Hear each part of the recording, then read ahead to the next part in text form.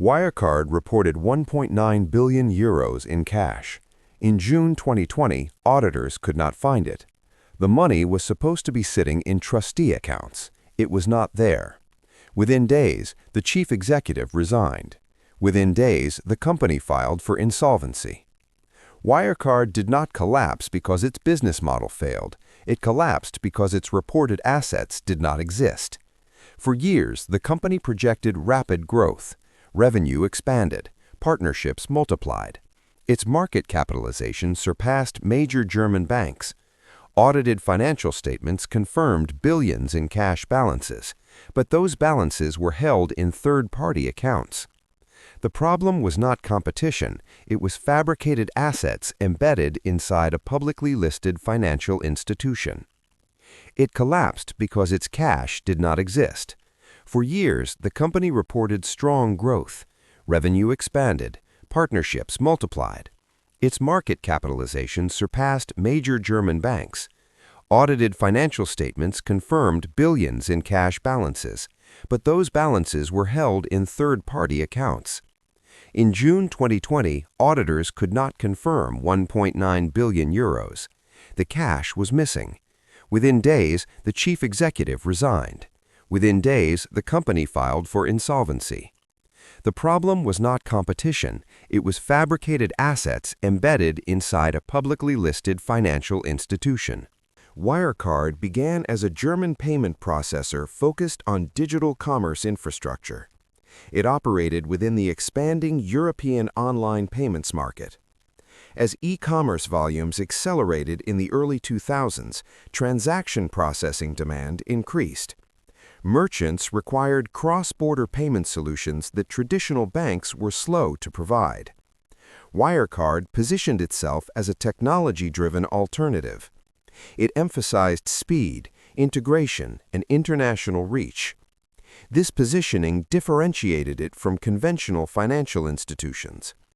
Investors seeking exposure to Fintech growth responded to that narrative.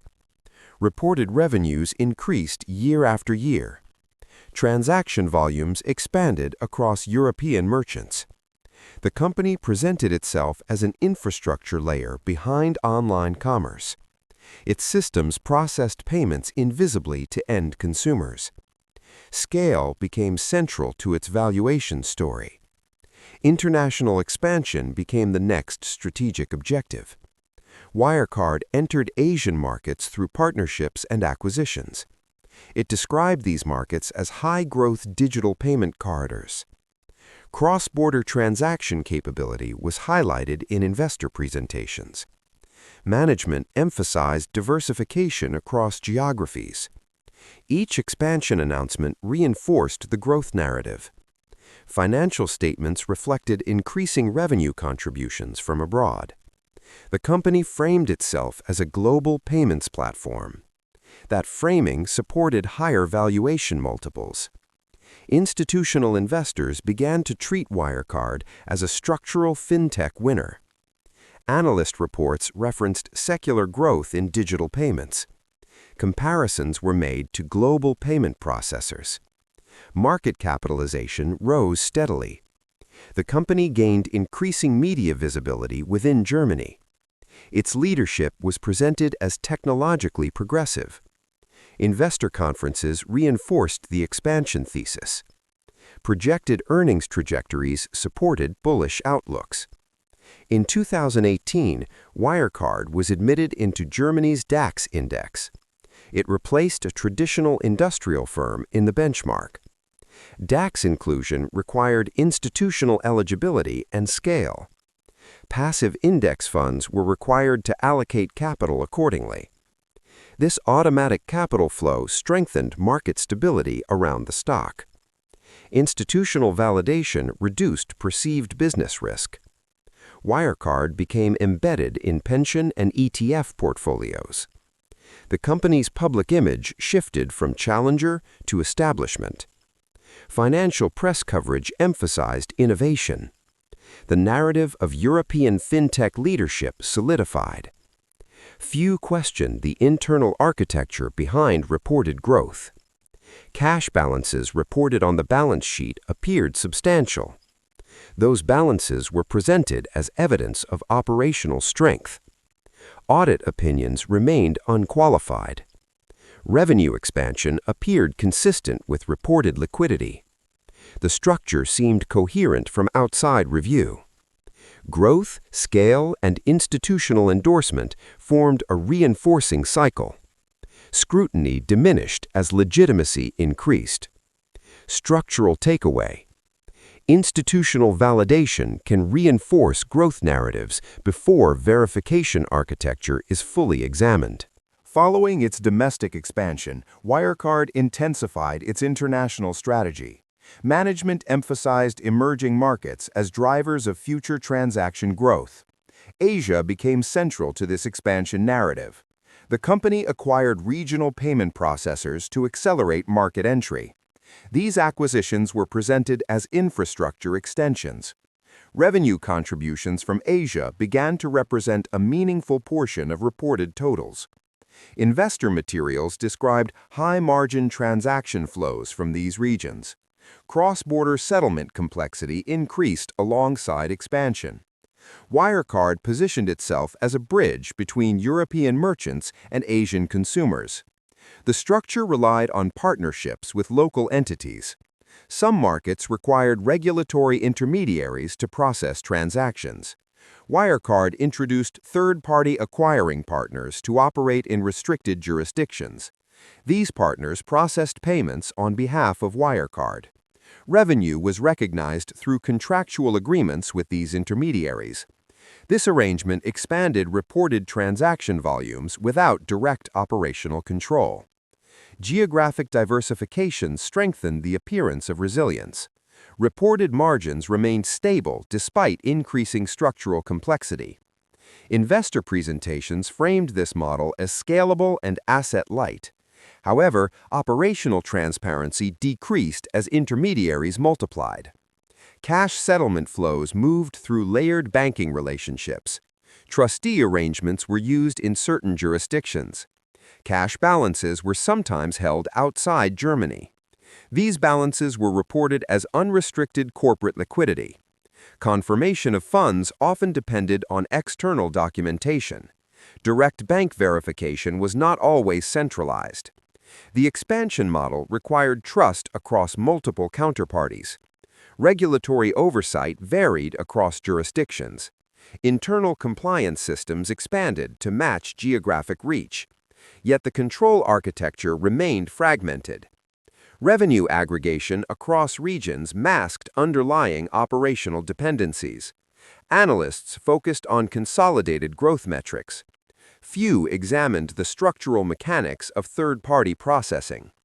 Cash accumulation figures continued to rise in financial statements. The narrative emphasized global scale rather than structural detail. International growth reinforced the perception of competitive advantage.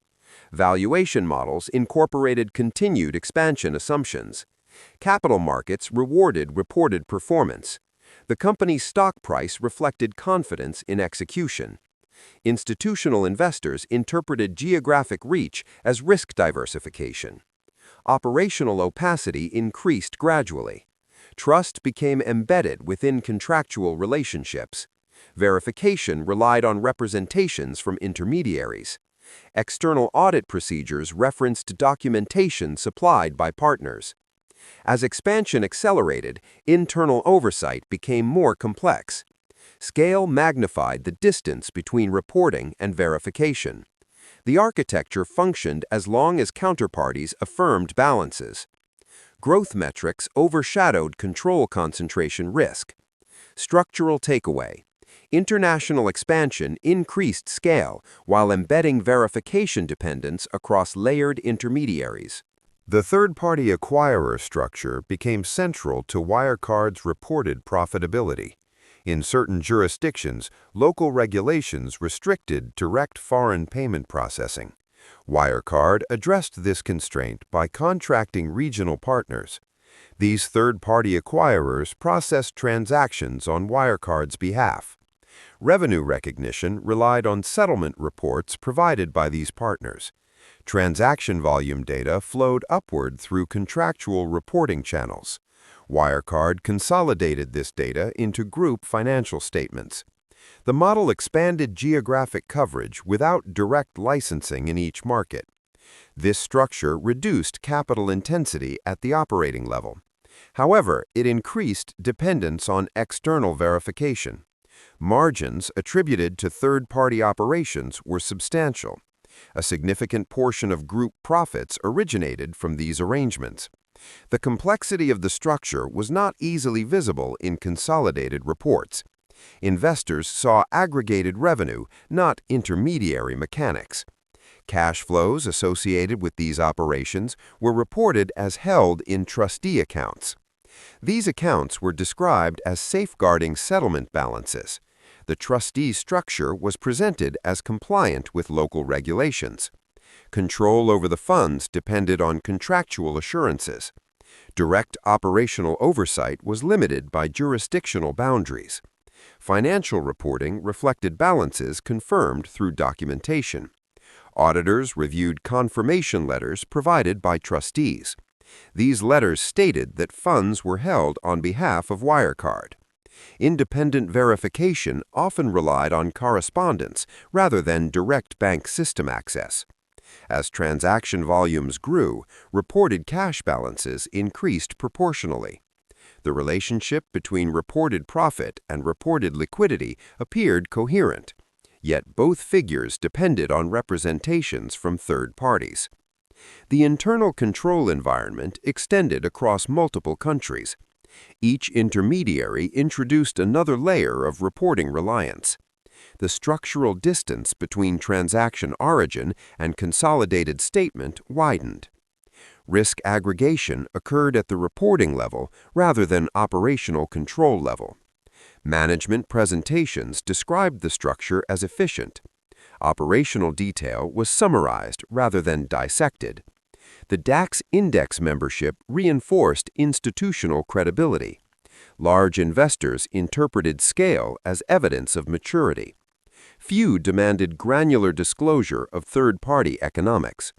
Regulatory frameworks did not require full public transparency of intermediary contracts. The structure functioned as long as counterparties affirmed balances and volumes. Verification procedures remained procedural rather than forensic. Trustee confirmations became central artifacts in audit files. The integrity of the balance sheet depended on the authenticity of those confirmations. As profits from third-party operations expanded, so did reliance on those confirmations. Internal governance relied on representations transmitted through hierarchical channels. The architecture did not collapse under growth. It became more opaque. Reported earnings stability masked structural concentration. Cash balances appeared to support profitability. External observers saw a scalable Fintech model. Internally, validation was distributed across counterparties. The company's reported strength increasingly depended on documentation rather than direct control. Structural takeaway: the third-party acquirer model expanded profitability while concentrating verification risk outside direct operational control. As international operations expanded, reported cash balances increased materially. These balances were presented as evidence of strong liquidity. A significant portion of the reported cash was held in trustee accounts. Trustee arrangements were described as operational necessities in certain jurisdictions. The company stated that funds were safeguarded for settlement purposes. Financial statements reflected these balances as available corporate cash. The amounts grew in parallel with reported third-party profits. By 2019, reported cash balances reached substantial levels. A large portion of that total was attributed to Asian operations. These balances were not primarily held in German bank accounts. Instead, they were confirmed through documentation provided by trustees. The confirmations stated that funds were deposited in designated accounts. Audit procedures included obtaining confirmation letters. Those letters were treated as sufficient audit evidence. Direct access to underlying bank systems was limited. Reliance on documentary confirmation became routine. The existence of cash was inferred through correspondence. Balance sheet liquidity appeared consistent with income statement profitability. The reported numbers reinforced each other. Investors interpreted cash accumulation as operational validation. High liquidity reduced perceived insolvency risk. Equity analysts incorporated cash strength into valuation models. Credit assessments reflected apparent balance sheet stability. Internal presentations cited strong cash generation. The trustee structure was not widely examined by public investors. Disclosure regarding the mechanics remained technical and condensed. Regulatory filings did not highlight control constraints over trustee funds. The structure depended on representations transmitted through formal channels. Cash balances were presented as immediately accessible. However, practical control over those funds was indirect. Settlement funds moved across layered banking relationships. Jurisdictional complexity limited centralized oversight. Verification was mediated through third-party documentation. The company's reported liquidity profile strengthened market confidence. Stock performance remained resilient. Institutional ownership levels remained elevated. Few demanded granular disclosure of trustee banking relationships. External audit opinions remained unqualified. The control environment appeared procedurally intact. Yet, the verification chain extended beyond direct institutional oversight. Cash confirmations became critical audit artifacts. Those confirmations were not independently reperformed through direct bank inquiry in all instances. The scale of reported liquidity magnified reliance on trustee affirmation. As balances grew, dependency on documentation intensified. The architecture relied on the assumption that confirmations were authentic. Liquidity strength became a central pillar of credibility. The balance sheet appeared fortified. Operational transparency did not expand proportionally. Structural takeaway. When liquidity verification relies on intermediated confirmation, reported strength can exceed controlled visibility. As reported cash balances increased, the audit process became increasingly central. External auditors were responsible for validating the existence of material assets. Cash confirmations represented a critical component of that validation. For domestic accounts, confirmation procedures followed standard banking protocols. For trustee-held balances, procedures relied on intermediary correspondence. Confirmation letters were obtained from trustees representing account custodians. These letters stated that designated sums were held on behalf of Wirecard. Audit documentation recorded receipt of these confirmations. The letters were incorporated into working papers as evidence. The scale of reported cash made these confirmations materially significant. By 2019, 1.9 billion euros represented a substantial balance sheet component. That figure was concentrated within trustee-controlled accounts. Verification depended on the authenticity of confirmation responses. Direct confirmation from underlying banks was not always independently reperformed. Instead, documentation passed through trustee channels.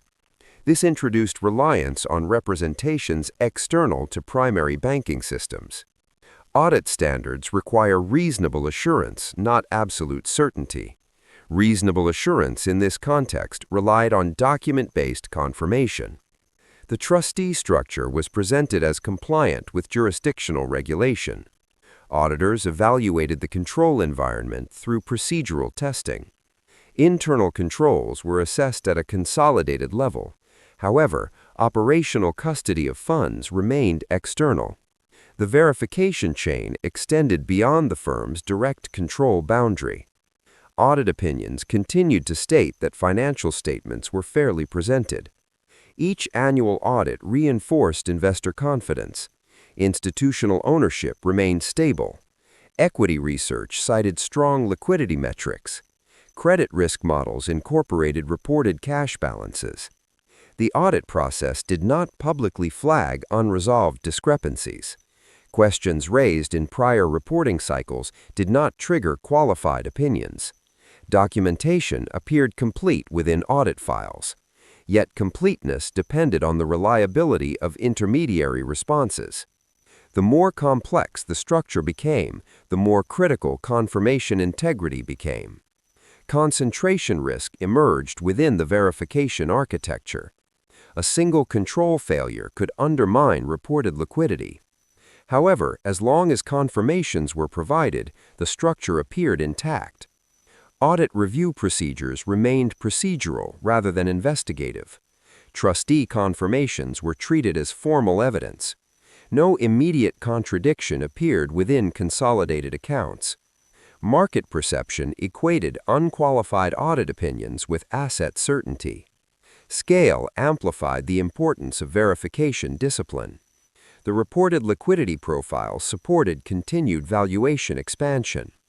Confidence in the audit framework reduced external skepticism. Internal governance relied on established audit cycles. The structural vulnerability remained latent. It required stress to become visible. Until stress emerged, documentation sustained credibility. Structural takeaway: when audit assurance relies on intermediated confirmations, verification strength becomes dependent on the integrity of external representations. As Wirecard expanded, regulatory oversight was distributed across multiple authorities. In Germany, financial supervision was conducted by BaFin. Wirecard operated partly as a technology company and partly as a regulated financial entity. This dual positioning created supervisory complexity. Some operations fell under banking regulation. Other activities were classified as payment processing or technology services. The group structure separated regulated subsidiaries from non-regulated units. Consolidated reporting, however, combined all results. Regulatory supervision focused primarily on the licensed banking entity. Large portions of international operations were outside direct German prudential oversight. BaFin's authority did not extend uniformly across all subsidiaries. Cross-border operations were subject to local regulators. Coordination between jurisdictions relied on formal information exchange. The third-party acquirer model further diffused accountability. Intermediary entities operated in regions with varying supervisory standards. Reported profits from these regions flowed into consolidated accounts. Regulators reviewed published financial statements. However, detailed operational audits were not conducted by supervisory bodies. Oversight assumed that audited statements reflected verified balances. The audit process therefore became a central validation mechanism. Regulators relied on external auditors to confirm asset existence. When concerns were raised by market participants, supervisory response remained procedural. Public disclosures were assessed against formal reporting requirements. Wirecard's DAX membership reinforced institutional standing. Index inclusion implied regulatory credibility. Short seller allegations surfaced periodically. Regulatory focus initially examined potential market manipulation. Public criticism was sometimes directed at those questioning the company. The supervisory environment emphasized financial stability. Wirecard was not perceived as a systemic banking risk. Its classification influenced the intensity of oversight. International revenue streams remained complex. Trustee-held balances were not directly controlled by domestic regulators. Information available to supervisors derived from filings and audits. Direct inspection of foreign bank accounts was limited. Oversight relied on layered institutional trust. Each layer assumed the integrity of the previous one. Governance drift can occur when responsibility is diffused. In this case, no single authority maintained end-to-end visibility. Supervisory architecture mirrored corporate structure. Fragmentation reduced holistic verification. As long as formal compliance criteria were met, deeper inquiry did not intensify. Reported growth and liquidity reduced perceived urgency. Confidence in audit opinions reinforced supervisory acceptance. The structure functioned without immediate contradiction. However, verification depended on coordination across entities. When stress emerges, fragmented oversight can slow corrective action. Structural takeaway: distributed supervision without unified visibility can allow structural vulnerabilities to persist beneath formal compliance. Regulatory oversight remained procedural, but external scrutiny began to intensify. Financial journalists started examining Wirecard's third-party operations. Reports questioned the economic substance of certain overseas partners. Discrepancies were alleged between reported profits and observable activity. Some intermediaries appeared to have limited operational footprint. Documentation supporting high-margin revenue was scrutinized. Wirecard publicly rejected these allegations. Management described the reports as inaccurate and misleading. Short sellers increased positions against the stock. Volatility rose during periods of investigative reporting. The company commissioned internal reviews. External law firms were engaged to assess claims. These reviews concluded that core allegations were unsubstantiated. Press releases emphasized continued confidence in financial statements. Audit opinions remained unqualified. Supervisory authorities maintained formal positions of compliance. Market participants faced conflicting signals. On one side stood investigative claims, on the other stood audited financial reports. Institutional investors relied on documented audit conclusions. The trustee confirmation structure remained central to liquidity verification. Public reporting did not provide granular visibility into intermediary economics. The complexity of the model made external validation difficult. Management framed criticism as coordinated speculation. Legal action was initiated against certain critics. Regulatory attention briefly focused on market manipulation concerns. Short-selling restrictions were considered at points of elevated volatility. These responses reinforced the perception of institutional defense. However, investigative reporting continued. Specific focus turned to trustee-held balances in Asia. Journalists sought independent confirmation from named banks. Questions emerged regarding whether the accounts existed as described. The existence of 1.9 billion euros became a focal issue. The discrepancy was not yet formally confirmed. Audit cycles proceeded according to schedule. Documentation continued to be supplied through established channels. Investor confidence fluctuated but did not collapse. The DAX listing remained intact. Credit counterparties maintained exposure. Governance pressure increased within the board. The structural architecture remained reactive rather than proactive. Stress was building within the verification chain. The structure was not yet broken. However, reliance on confirmation letters became more visible. As scrutiny intensified, the margin for documentation error narrowed. External pressure began to test internal representations. Structural takeaway: when external scrutiny targets verification mechanisms, reliance on documentation becomes the primary point of structural stress. By early 2020, the audit of the 2019 financial statements was underway. The reported cash balance of 1.9 billion euros required confirmation. A substantial portion of that balance was attributed to trustee accounts in Asia. Auditors requested direct confirmation of those balances. Standard confirmation procedures were initiated. Responses were expected from the institutions holding the funds. Delays began to emerge in receiving confirmations. Initial explanations referenced administrative processing. Follow-up requests were issued. The magnitude of the balance elevated its material significance. Without confirmation, the audit could not be finalized. Communication between auditors and trustees intensified. Requests for direct bank confirmation were expanded. Questions arose regarding the existence of specific accounts. Certain banks indicated that referenced accounts could not be identified.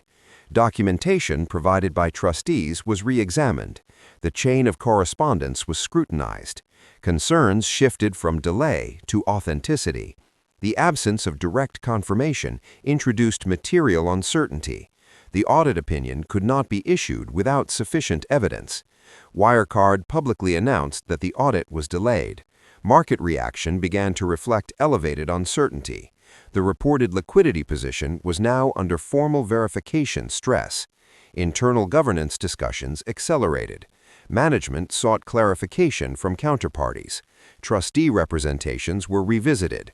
External legal advisors were engaged. The DAX-listed company now faced an unresolved asset verification issue. On June 18, 2020, auditors announced they could not confirm 1.9 billion euros. The balance could not be verified. Subsequent inquiries suggested the funds likely did not exist. The trustee confirmations were determined to be unreliable. The scale of the discrepancy was material to the entire balance sheet. Reported liquidity strength was now invalidated. Without the 1.9 billion euros, solvency metrics deteriorated immediately. Equity market confidence eroded rapidly. Credit counterparties reassessed exposure.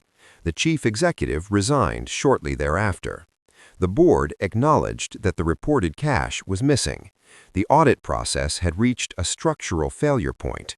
Documentation that had supported liquidity for years was now discredited. The verification architecture had been tested under stress. It did not hold. The collapse sequence accelerated. Trust-based confirmation proved insufficient when independently examined. The market moved from uncertainty to conclusion within days. Structural takeaway: when verification mechanisms fail under direct confirmation, reported strength converts immediately into structural insolvency. Following the inability to confirm 1.9 billion euros, liquidity assumptions collapsed. The reported cash balance had supported solvency metrics. Without that balance, liabilities exceeded immediately verifiable assets. Credit facilities were reassessed by counterparties. Banking partners evaluated exposure under revised assumptions. Payment processing operations required continuous settlement liquidity. Confidence from merchants depended on operational continuity. Uncertainty regarding cash availability disrupted that confidence. Equity markets reacted with rapid repricing. Market capitalization contracted within days. The company withdrew previously issued financial statements. Revised disclosures acknowledged the missing funds. The board initiated emergency governance procedures. External restructuring advisors were consulted. Credit lines became constrained. Counterparties demanded clarification before extending further settlement support. The balance sheet no longer reflected credible liquidity strength. The German insolvency code required filing under conditions of over-indebtedness. On June 25, 2020, Wirecard filed for insolvency. The filing marked one of Europe's largest accounting collapses. DAX index membership was terminated. Index funds were required to divest. Trading volumes surged during forced reallocation. Institutional investors recorded substantial losses. Bondholders reassessed recovery prospects. Operational subsidiaries sought stabilization under insolvency administration. Regulators initiated formal investigations. Trustee account claims were formally challenged. The absence of 1.9 billion euros redefined asset coverage ratios. Solvency analysis shifted from growth projection to asset recovery. Management accountability became subject to legal review. The collapse sequence unfolded within days. Years of reported profitability unraveled rapidly. Liquidity stress revealed structural fragility. Confidence that had been built through documentation dissolved under direct examination. Market participants recalibrated risk assessments across the European Fintech sector. Supervisory authorities faced scrutiny regarding oversight architecture. The event became a reference point for verification risk. Corporate governance structures were examined retrospectively. The speed of failure reflected concentrated dependency on unverified balances. Operational continuity fragmented under financial uncertainty. Stakeholder trust deteriorated. Credit rating assumptions were invalidated. The insolvency administrator began asset tracing procedures. International subsidiaries entered separate restructuring processes. The collapse was not gradual. It was triggered by a single failed verification point. That point had supported the entire liquidity narrative. When it failed, the structure no longer satisfied solvency conditions. Structural takeaway: when solvency depends on a single unverified asset concentration, direct confirmation failure converts reporting weakness into immediate insolvency. The insolvency of Wirecard triggered immediate market recalibration. Institutional investors reassessed exposure to European fintech firms. The collapse raised questions regarding audit verification practices. Trustee confirmation procedures became subject to scrutiny. Regulatory authorities initiated formal investigations. Parliamentary inquiries were convened in Germany. Supervisory coordination mechanisms were reviewed.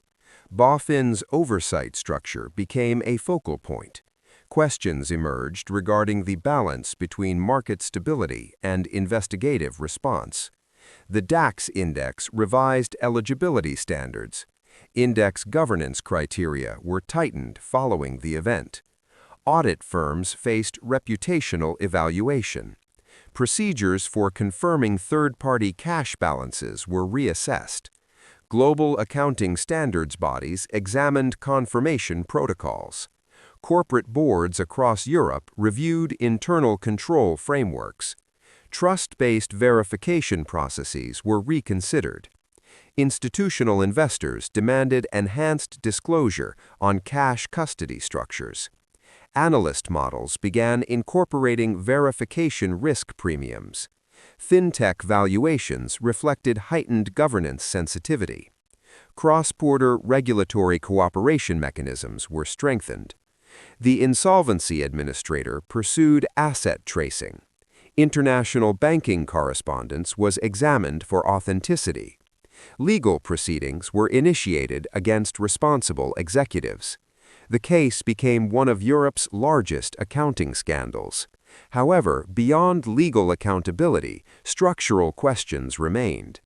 How had reported liquidity passed through multiple verification cycles? Why had trustee confirmations not been independently reperformed? What mechanisms allowed documentation to substitute for direct control? The governance structure had relied on procedural compliance. Supervisory architecture mirrored organizational complexity. Fragmentation reduced unified oversight visibility.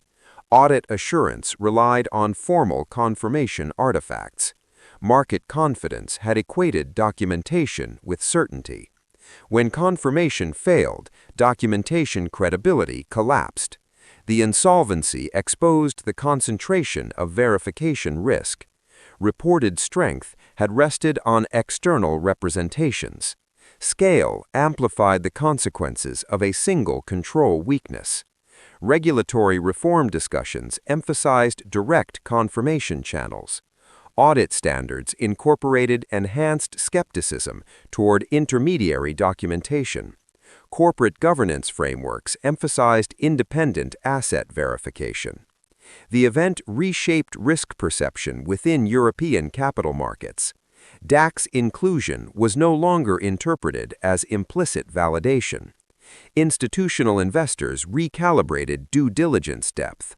The collapse redefined expectations for fintech transparency. Verification discipline became central to liquidity assessment. Confidence shifted from growth narrative to control architecture. Structural takeaway. When systemic trust substitutes for independent verification, institutional reform follows structural failure. The collapse of Wirecard was not triggered by a failed product. It was triggered by a failed verification structure. For years, reported growth aligned with expanding digital payment demand. Revenue expansion appeared consistent with industry trends. Institutional validation reinforced credibility.